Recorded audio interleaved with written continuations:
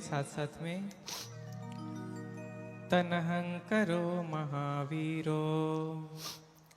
सभी लोग बोले, तनहं करो महावीरो, मेधं करो महायशो, शरणं करो लोकहितो, दीपं करो ज्योतिर्गमो। सुमनो सुमनो धीरो, रेवतो रति उत्तमो, शोभितो गुण संपन्नो, अनुमदसी जनोत्तमो, पद्मो लोकपज्योतो, नारदो वरसारथी, पद्मोत्तरो सत्सारो, सुमेधो अग्गपुग्गलो, सुजातो सब्बलोकज्ञो, पियदसि नरासभो, अथदसि कारुणिको,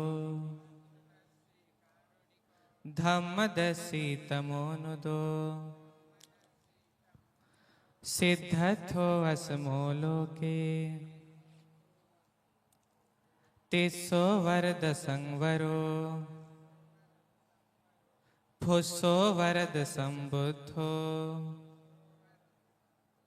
विपस्सी चयनोपमो, सिखे सब बहितो सत्था, वे सब भोक कुसाधतो, कश्यपो सिर संपन्नो, गौतमो शक्य पुंगवो, तेसं सच्चेन शीलेन, खन्ति मेत्तबलेन च, तेऽपि त्वं अनुरक्षन्तो, आरोग्येन सुखेन चाति।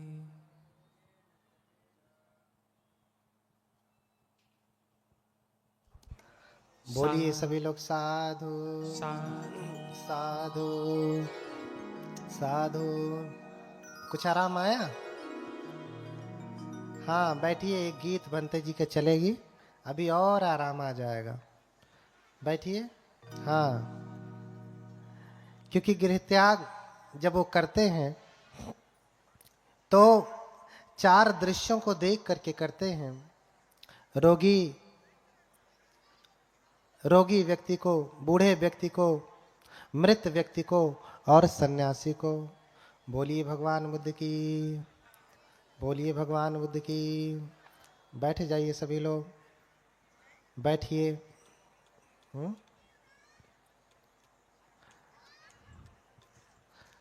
बैठ जाइए सभी लोग।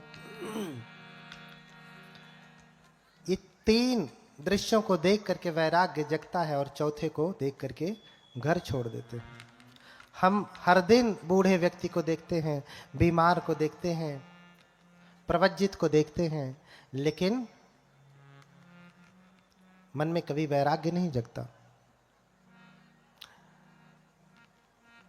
राजा ने 3 महल बनवाए, राज्य से बाहर नहीं जाने दिया कभी, और कभी उनको किसी बुरे दृश्य का दर्शन नहीं कराया।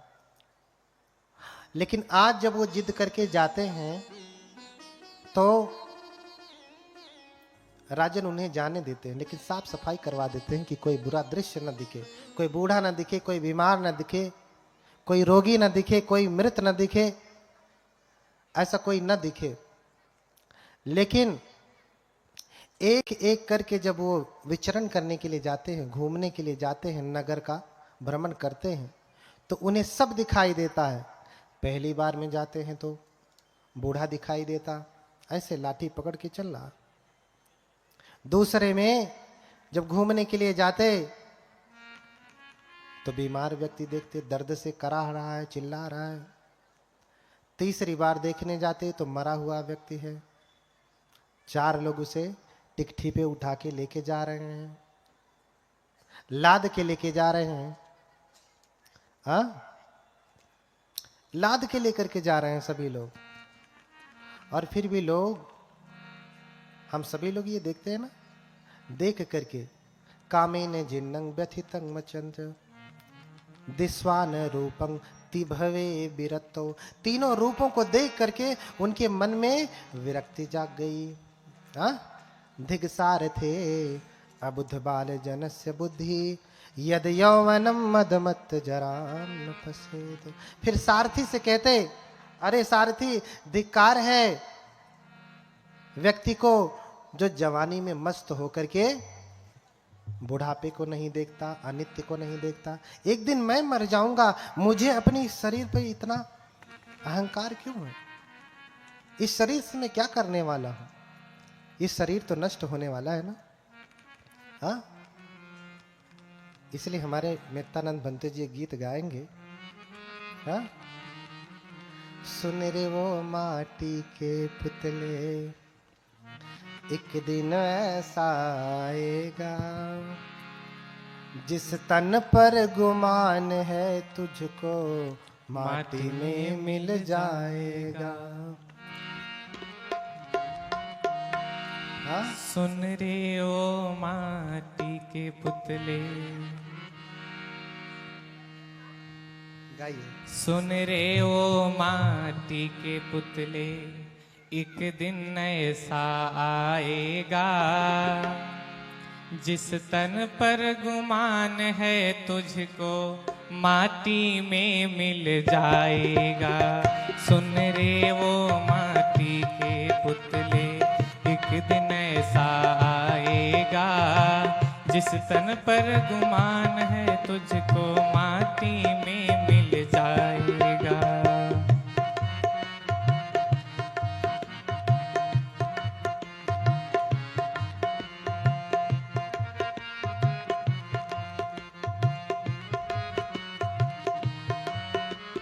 शील प्रथम हृदय से मानो, कभी न प्राणी घात करो।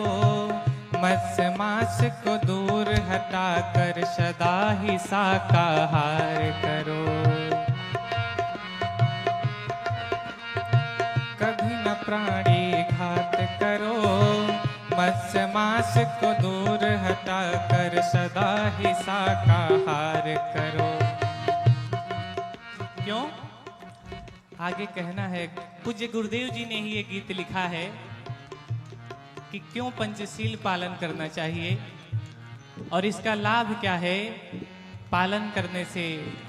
तो पहले सील में कहा गया है, सील प्रथम हृदय से मानो, कभी न प्राणी घात करो। मत्स्य मांस को दूर हटा कर सदा ही शाकाहार करो।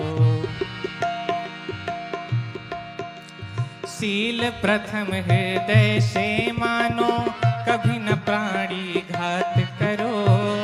मत्स्य मांस को दूर हटा कर सदा ही शाकाहार करो। तू तो श्रेष्ठ जीव है जग में, तू तो श्रेष्ठ जीव है जग में। दया भाव कब आएगा, जिस तन पर गुमान है तुझको माटी में मिल जाएगा। बोलिए सब लोग गाइए। के पुतले, एक दिन ऐसा आएगा जिस तन पर गुमान है तुझको माटी में मिल जाएगा।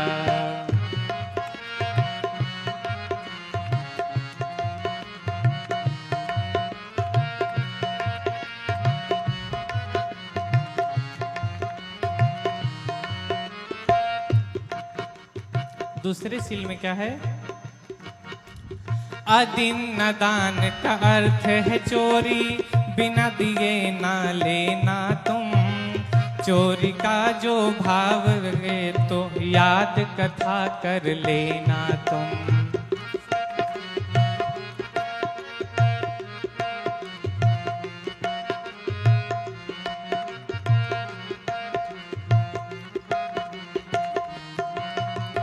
अदीन दान का अर्थ है चोरी, बिना दिए ना लेना तुम।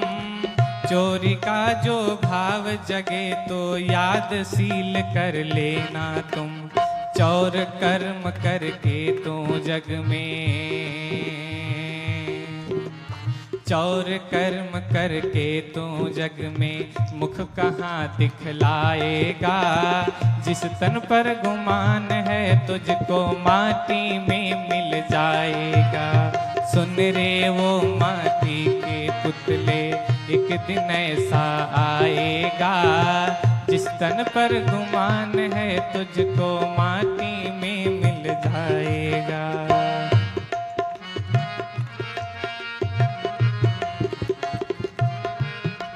तालियां बजाइए, तेज तालियां बजाइए।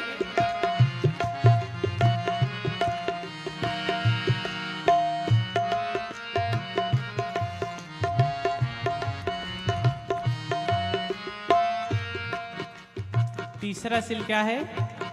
कामे सुमिच्छाचारा वीरमणि सिक्खा पदं समादयामि। पूज्यपाद गुरुदेव जी ने उसको क्या लिखा है? पर नारी का भोग न करना महादुखों का कारण है। मिथ्याचार बुरा है प्यारे, सदाचार ही निवारण है।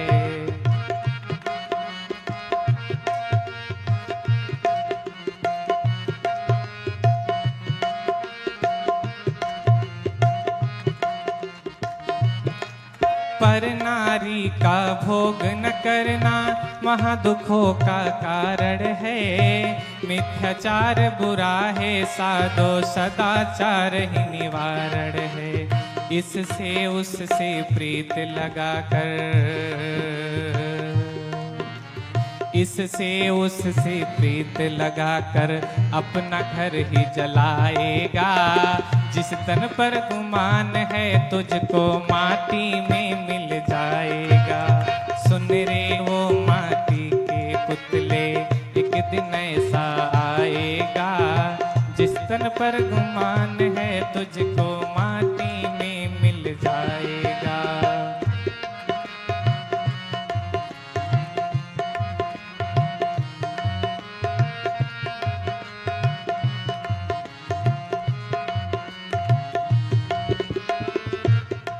चौथा सील, मुसावाद से विरत ही रहकर करो न व्यर्थ की बात कभी।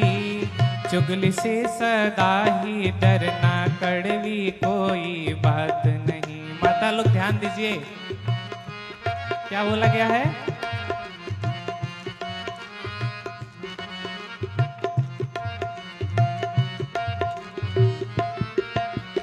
मुसावाद से विरत ही रहकर करो न व्यर्थ की बात कभी। चुगली से सदा ही डरना, कड़वी कोई बात नहीं। झूठ वचन करके तो, झूठ वचन धारण करके तो, झूठ वचन धारण करके तो छड़ छड़ दुख ही पाएगा। जिस तन पर गुमान है तुझको माटी में मिल जाएगा। सुन रे वो माटी के पुतले, एक दिन ऐसा आएगा। जिस तन पर गुमान है तुझको माटी में मिल जाएगा।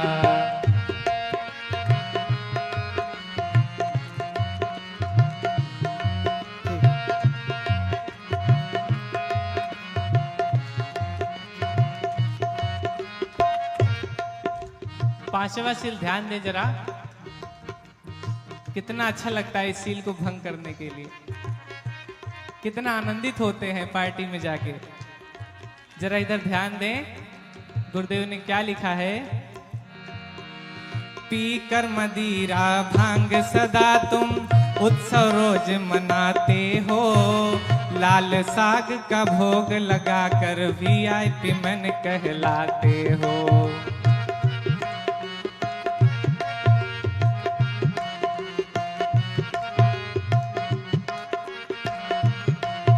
यही सुधार लीजिए।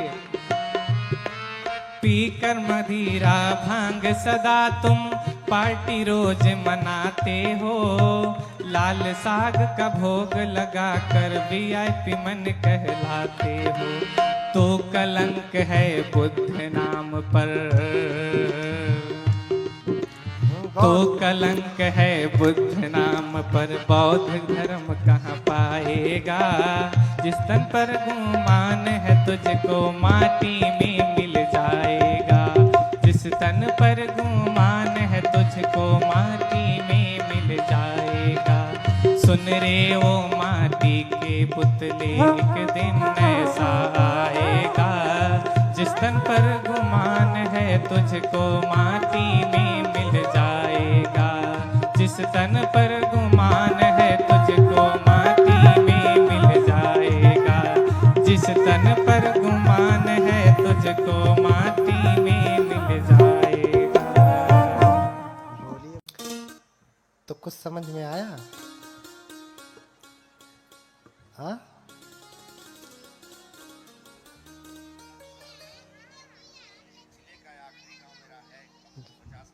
अच्छा अच्छा, ठीक है। हाँ, कुछ समझ में आया? दो चीजों पे ज्यादा जोर दूंगा। हाँ, आप लोगों को दूर ही जाना है। सदाचार निवारण है, क्योंकि इससे उससे प्रीति लगाकर मुख कहां दिखलाएगा। मुंह दिखाने लायक है? हाँ, मुंह दिखाने लायक नहीं बचेगा। समझ रहे हैं ना? तो मुंह दिखाने लायक बनाइए, शीलों का पालन करिए। तो इसलिए कहा, सुन रहे वो माटी के पुत्रे, एक दिन ऐसा आएगा जिस तन पर गुमान है तुझको माटी में मिल जाएगा। सिद्धार्थ गौतम इस बात को बड़े अच्छे से समझे। जब उन्होंने तीनों रूपों को देखा, किसको देखा? बूढ़े को देखा, बीमार को देखा और मृत को देखा, चौथा देखा सन्यासी प्रवज्जित। उनको देख करके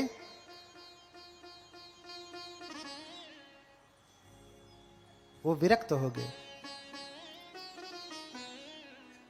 हम हर दिन देखते हैं, आपके मन में प्रश्न होगा कि सिद्धार्थ गौतम तो 29 वर्ष की अवस्था में गृह त्याग करते हैं, क्या तब तक कोई बूढ़ा व्यक्ति नहीं देखा? मन में प्रश्न आ रहा होगा। बहुत लोग इस प्रश्न से बहुत कुलबुलाने लगते हैं, है ना? कि इतनी आयु होने के बाद उन्होंने क्या कोई बूढ़ा नहीं देखा? हाँ, शादी हो गई, लड़का हो गया, कोई बूढ़ा नहीं देखा, कोई बीमार नहीं देखा, कोई मरा व्यक्ति नहीं देखा। अरे उनके पिता स्वयं बूढ़े हो गए होंगे उस समय तक।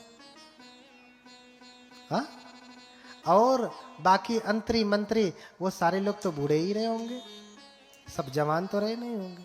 तो क्या बूढ़ा नहीं देखा होगा? कम से कम बूढ़ा तो देखा ही होगा, मृत भी देखा होगा, हाँ, बीमार भी देखा होगा। क्या जब से उन्होंने जन्म लिया कभी वो बीमार नहीं पड़े कि उनके माता पिता बीमार नहीं पड़े? पड़े ही होंगे। लेकिन आज ये तीनों रूप देख करके क्यों घर छोड़ देते हैं? ये बात समझ में नहीं आती। आपको लगता है कि ये बाहर से मिलाया गया है। देखिए, जब बुद्ध के वचनों की बात हो रही ना, तो हमें बुद्ध की दृष्टि से समझना होगा, बुद्ध की प्रज्ञा के लेवल से, ऊंचाई से समझना होगा। हम अपनी छोटी बुद्धि से, छोटी आंख से बुद्ध को ऐसे देखेंगे तो बुद्ध तो इतने बड़े हैं। बुद्ध के बारे में वर्णन के बुद्ध 18 हाथ के हैं मनुष्य के, अपने हाथ से तो 5 ही के हैं, 3.5 हाथ के हैं। हाँ, लेकिन सामान्य जन से, हमारे आपके हाथ से 18 हाथ के हैं। आपको भरोसा होगा? नहीं। तो कुछ ऐसी बातें हैं जिसमें भरोसा नहीं होता। क्या उन्होंने बूढ़ा नहीं देखा? क्या बीमार नहीं देखा? क्या मरा नहीं देखा? क्या सन्यासी नहीं देखा? देखा होगा, लेकिन तब ज्ञान का चक्षु खुला नहीं था। लेकिन अब जब देखा तो ज्ञान का चक्षु खुला था। आप पढ़ते हैं ना, कोई व्यक्ति है वृक्ष के नीचे लेटा है और सेब का फल नीचे धड़ाम से गिरता है, और वो कहता कि अरे ये सेब नीचे क्यों गिरा, ऊपर क्यों नहीं गया। कौन है वो वैज्ञानिक? कौन है? न्यूटन। गुरुत्वाकर्षण बल की खोज करने वाला कौन है? न्यूटन। क्या आज उसने पहली बार देखा कि सेब नीचे ही गिरता है? पहली बार देखा क्या? इससे पहले नहीं देखा था?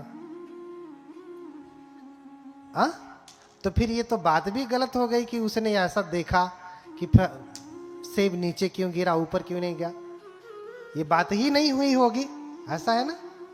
लेकिन ऐसा नहीं है। ऐसी उसने इससे पहले देखा भी था, और ये घटना भी हुई कि जब सेब नीचे गिरा तो उसने कहा अरे ये नीचे ही क्यों गिरा, ऊपर क्यों नहीं गिरा। देखा था पहले भी, लेकिन आज जब देखा तो ज्ञान का चक्षु खुला था। एक वो व्यक्ति है जिसकी मां खाना बना रही है, खाना पका रही, भोजन भात बना रही है, भात, और उसके ऊपर क्या रखा है? पतीले में भात बना रही है तो ऊपर क्या रखा जाता है? ढक्कन। और उस भाप से बार बार ढक्कन ऊपर उठ रहा है, तो उसके मन में आया अरे भाप में इतनी शक्ति होती है कि ढक्कन को उठा दे रहा है। क्या आज मम्मी को पहली बार भात बनाते देखा क्या?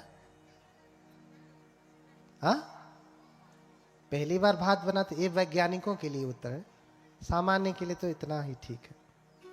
क्या आज वैज्ञानिकता से ही उत्तर दे रहा हूं वैज्ञानिकों को? क्या आज पहली बार देखा क्या भात पकाते हुए? नहीं, पहले भी देखा था, लेकिन आज जब देखा तो ज्ञान का चक्षु खुला था। आज देखा तो ज्ञान का चक्षु खुला था, इसलिए प्रज्ञा जगी अरे नहीं, भाप में बड़ी शक्ति होती है, तो भाप के इंजन का ही आविष्कार कर दिया। तो सबसे पहले ट्रेन कैसे चलती थी? हाँ, भाप से चलती थी, कोयले से।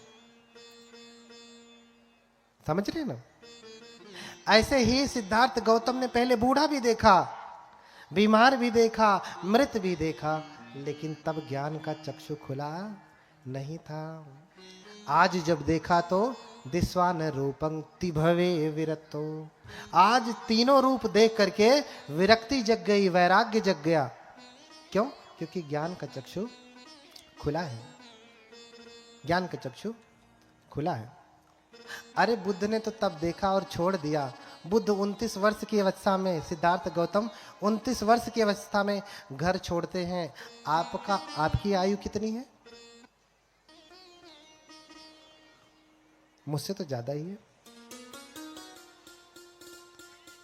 हाँ, बोलिए भगवान बुद्ध की। आप कब छोड़ेंगे? बूढ़ा नहीं देखा, बीमार नहीं देखा कि मैं भी बूढ़ा हो जाऊंगा, मैं भी बीमार हो जाऊंगा। सुन रे वो माटी के पुतले। हाँ, तो दिन ऐसा आएगा कि ये कहाँ मिल जाएगा? माटी में। तो माटी में मिलने का इंतजार कर रहे हैं। हाँ, माटी में मिलने का इंतजार कर रहे हैं कि जब मिट्टी में मिलेगा तभी देखा जाएगा, उसी समय हिसाब किताब किया जाएगा। नहीं ना? बताइए माता जी लोग, अब इस समय बेटवा को पालने का है कि धर्म पालने का है? देख लिया सब कुछ, अब कौन सी गली देखनी है? सारी गली देख लिया ना। अब तो अपने लिए समय दीजिए। सारा जीवन गर्भ से लेके पालने पोषने तक, विवाह करने तक आप उन्हें देख रही हैं। अब तो छोड़िए, अब अपने लिए समय दीजिए। अब धर्म में अपना समय लगाइए। दिस्वान रूपं तिभवे विरक्तो। तीनों रूप देख करके विरक्ति जग गई। आप में कब जगेगी? प्लानिंग कर रहे हैं कि नहीं कुछ आप लोग? हाँ, इसलिए आचार्य नागार्जुन बड़ा सुंदर उत्तर देते हैं कि आपको असर क्यों नहीं करता है। रोज मरा हुआ देखते हैं, शमशान में जाएंगे तो देखेंगे कि एवं धम्मो मम कायो, अरे मैं भी ऐसे ही हो जाऊंगा, मुझे भी मरने के बाद लोग लाएंगे, जलाएंगे, हाँ, जला के राख कर देंगे, थोड़ा दिन रोएंगे गाएंगे, फिर दाल भात 56 पकवान लाल साग के साथ भोग लगाएंगे। हाँ, जब जाकर के आप शमशान में देखते हैं तभी ये वैराग्य जगता है। कब तक रहता है? जब तक है। घर आते आते वही मम्मी, वही पापा, वही पत्नी, वही बेटे, वही मित्र, वही दोस्त, सब कुछ वही वही, कुछ नया नहीं। हाँ, कुछ भी नया नहीं। इसलिए गाना, एक भजन है कबीरदास का कि सोने वाले जाग जा, संसार मुसाफिर खाना है। हाँ, संसार क्या है? मुसाफिर खाना है। आसपास जोधा खड़े, मौत से बचेंगे नहीं आप, लेकिन साथ में क्या जाएगा? आपका धर्म कर्म। आसपास जोधा खड़े और दोनों बजावें गाल, मंज महल से ले चला ऐसा अपर बड़काल। काल बहुत बलवान है। कबीरदास कहते हैं कि राजा होता है, उसके रक्षक होते हैं बॉडीगार्ड हो, आज भी बॉडीगार्ड है ना, और लगे रहते हैं, बंदूक लिए खड़े रहते हैं पूरा चारों तरफ। बड़े बड़े मंत्रियों के पास बढ़िया जेट सुरक्षा दी गई है। ऐसे राजाओं के पास जेट सुरक्षा हुआ करती थी, उससे भी हाईटेक। हाँ, तो कबीरदास कहते हैं कि आस पास जोधा खड़े और दोनों बजावें गाल। गाल बजाने का मतलब दोनों बात कर रहे हैं भैया, सोते नहीं हैं, जाग रहे हैं। सो गए तो कोई आया मार के चला जाएगा राजा, लेकिन फिर भी गाल बजा रहे हैं, बतिया रहे हैं, बतिया बतिया के जाग रहे हैं, लेकिन फिर भी मंज महल से ले चला। कौन ले चला? ऐसा अपर बड़ काल। जब काल आता है तो गाल बजाते रहिए, ड्यूटी देते रहिए, पिस्तौल राइफल ताने रहिए, लेकिन खींच करके उठा करके लेकर के चला जाएगा। कोई बचाने वाला नहीं है। कोई धन, कोई दौलत आपको बचा नहीं सकती। इसलिए चंचल मनवा चेतरे, चंचल मनवा चेतरे। कितना चंचल रहेगा भैया अभी तक।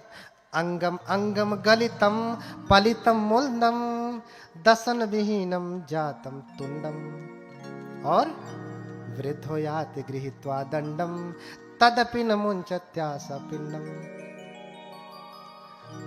अरे भैया कितने तक? अंगम अंगम गलितम, एक एक अंग गल गया है, बूढ़े हो गए हैं। पलितम मुंडम, बाल भी क्या हो गया है? झड़ गया है। नहीं झड़ा तो कम से कम क्या हो गया है? सफेद हो गया है। तो सफेद होने तक भी होश नहीं रहता, काली वाली डाई लगाते हैं, अभी तो मैं जवान हूं, अभी तो मैं जवान हूं। अंगम अंगम गलितम पलितम मुंडम। अरे मेरा क्या गिरेगा? तू क्या गिरेगा? मैंने पहले ही गिरा दिया, तेरी क्या मजाल कि तू गिरे, जा तुझे मैं पहले ही गिरा देता हूं। ऐसा साहस होना चाहिए, ऐसा साहस होना चाहिए। एक चीज और ध्यान रखें कि जब बाल गिरने लगे तो आप समझ जाइए कि आपको ऐसा होने का समय आ गया। अपने से नहीं चेते तो शरीर बता रहा है कि अरे जा, नहीं रहूंगा तेरे साथ, तू वहां जा। हाँ, तो भी समझ में नहीं आ रहा। चंचल मनवा चेतरे सोवे कहाँ जान।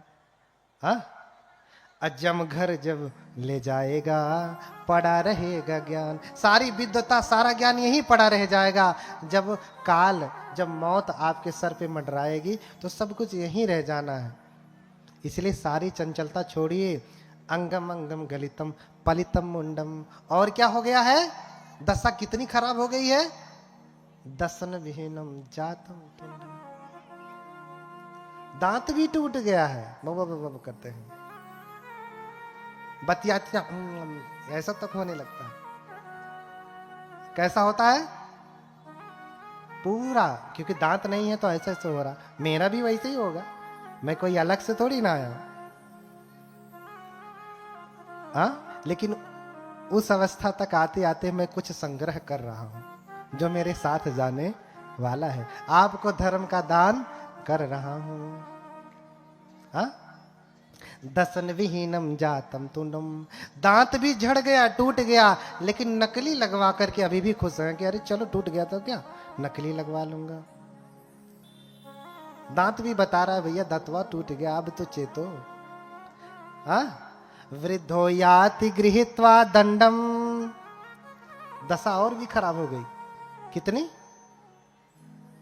चल नहीं पा रहे हैं, लाठी लेकर के चलते हैं, टेक टेक के चलते हैं, और नहीं तो कम से कम कोई पकड़ करके ही लेकर के जाता है। वृद्धो याति गृहीत्वा दंडम,